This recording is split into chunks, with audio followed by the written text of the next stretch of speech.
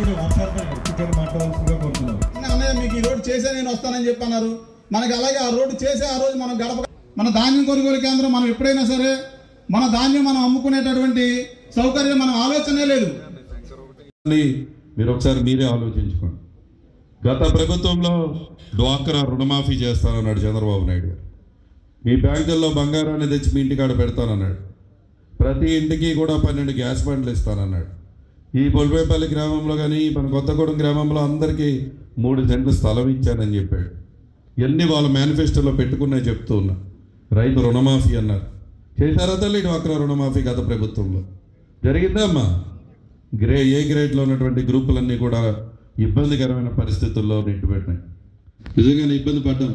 కొమరేపల్లిలో ఒక 3 ఎకరాలు దొరికితే దగ్గర 3 ఎకరాలు అనుకుంటా 1,10,00,000 పెట్టి పొలం కొన్నాం. అక్కడ మొదటి పెడతా అక్కడ కొంతమందికి ఇళ్ల స్థలాలు ఇచ్చాం. ఇప్పుడు అక్కడ ఇల్లది కూడా కట్టుకుంటూ ఉన్నారు.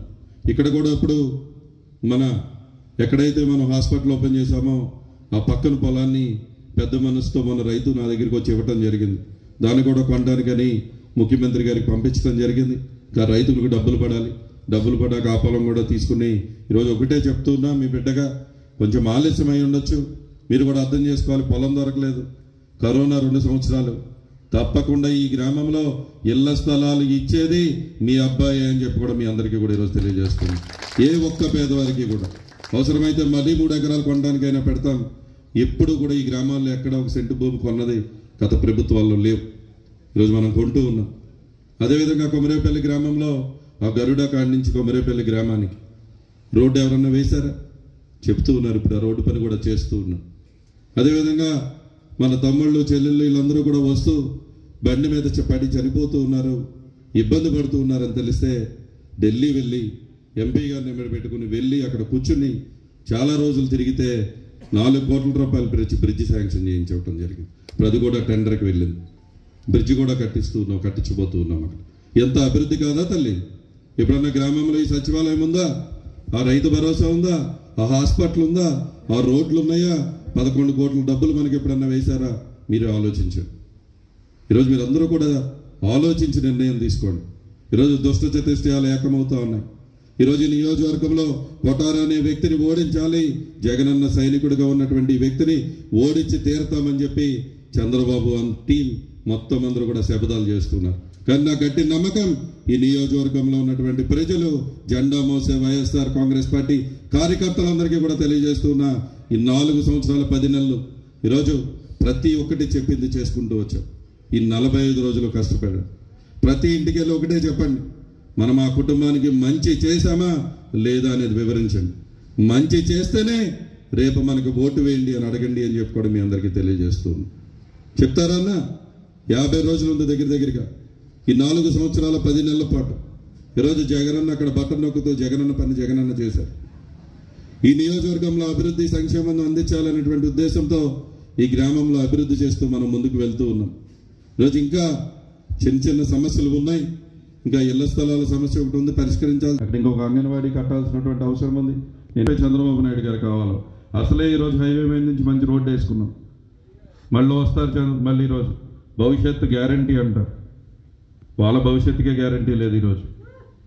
ఈరోజు ఇక్కడ ఈ నియోజకవర్గంలో నేను ఈరోజు చెప్తూ ఉన్నా, మా ముఖ్యమంత్రి జగన్మోహన్ రెడ్డి గారు ఈ దెందులూరు నియోజకవర్గంలో పోటీ చేసేది మీ బిడ్డ కొట్టారు. అటువైపు ఎవరు? చంద్రబాబు నాయుడు ముఖ్యమంత్రి, పవన్ కళ్యాణ్ గారు ముఖ్యమంత్రి, మనోహర్ ముఖ్యమంత్రి, అచ్చెన్నాయుడు గారు ముఖ్యమంత్రి, లోకేష్ బాబు ముఖ్యమంత్రి. ఎవరో తెలియదు. 5 సంవత్సరాలు 5 మంది తీసుకున్నామా అని ఒకవైపు, జగనన్న ఒకవైపు. ఈరోజు అటువైపు ఎవరు పోటీ చేస్తున్నారో కూడా తెలియదు. ఈరోజు ఈ నియోజకవర్గంలో కూడా బీజేపీ చేస్తుందో లేకపోతే జనసేన పోటీ చేస్తుందో, తెలుగుదేశంలో ఎవరు పోటీ చేస్తారో కూడా అయోమయ పరిస్థితుల్లో ఉన్నటువంటి పరిస్థితి. కాబట్టి మీరు ఆలోచించండి. మీ కుటుంబానికి మేము మంచి చేశాం, మీ కుటుంబానికి ప్రభుత్వం వచ్చాక మంచి జరిగిందంటేనే రేపు వైఎస్ఆర్ కాంగ్రెస్ పార్టీకి మద్దతు తెలపండి. మిమ్మల్ని అల్లా కోరేది జగనన్న 125 బటన్లు నొక్కాడు, 2 బటన్లు నొక్కండి అని చెప్పి మీ అందరినీ కూడా కోరుకుంటూ, తప్పకుండా మిమ్మల్ని అడుగుతున్నా, ఫ్యాన్ ఎక్కడ ఉండాలి తల్లి? ఫ్యాన్ ఎక్కడ ఉండాలి?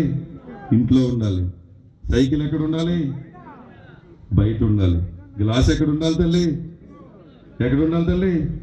మళ్ళీ ఒకసారి చెప్దాం, ఫ్యాన్ ఎక్కడ ఉండాలి తల్లి? ఎక్కడ ఉండాలి వినపడట్లేదు. ఇంట్లో ఉండాలా? సైకిల్ ఎక్కడ ఉండాలి తల్లి? బయట. గ్లాస్ ఎక్కడ ఉండాలి తల్లి? సింక్లో. కాబట్టి అందరూ కూడా మీరు ఆలోచించండి. మంచి చేసిన ప్రభుత్వం ఎవరిదో కుట్రపూరితంగా జగనన్ను ఓడించాలనేటువంటి ప్రయత్నం జరుగుతుంది.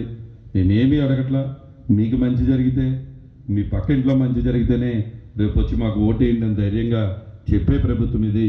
మాయమాటలు చెప్తూ మీకు బెంజ్ కార్లు పంపిస్తా, 4 కేజీలు బంగారం ఇస్తాను, 2 కేజీలు సిల్వర్ ఇస్తాను, మీ భవిష్యత్తు నాది గ్యారంటీ అని మీ ఇళ్ళకి వస్తూ ఉంటారు.